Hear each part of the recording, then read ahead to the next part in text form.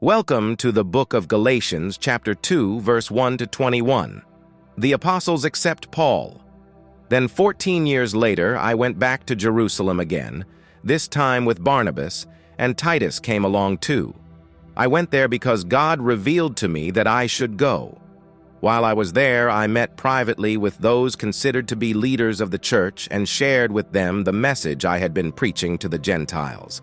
I wanted to make sure that we were in agreement, for fear that all my efforts had been wasted and I was running the race for nothing.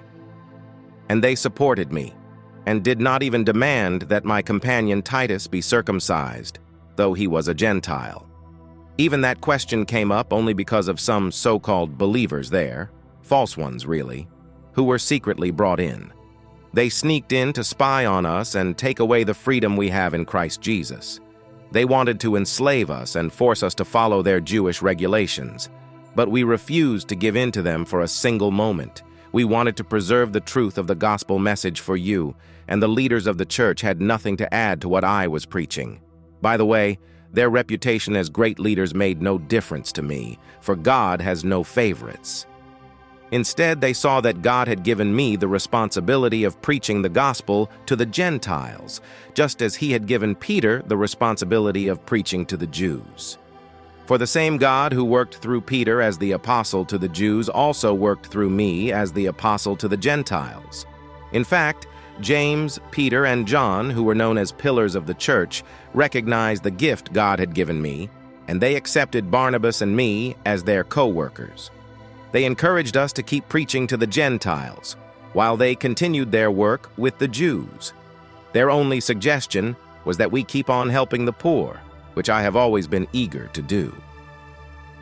Paul confronts Peter. But when Peter came to Antioch, I had to oppose him to his face, for what he did was very wrong. When he first arrived, he ate with the Gentile believers who were not circumcised. But afterward, when some friends of James came, Peter wouldn't eat with the Gentiles anymore. He was afraid of criticism from these people who insisted on the necessity of circumcision.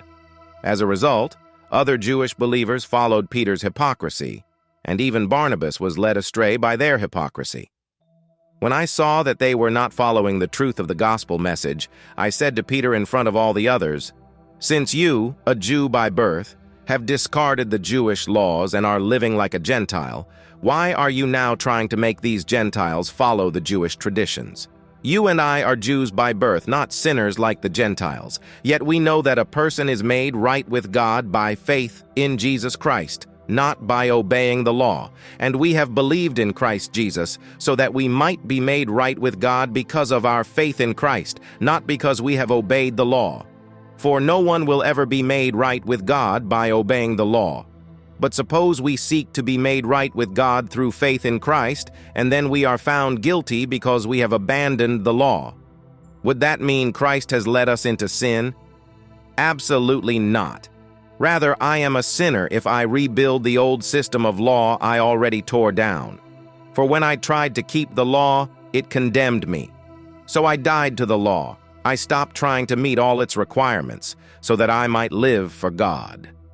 My old self has been crucified with Christ. It is no longer I who live, but Christ lives in me.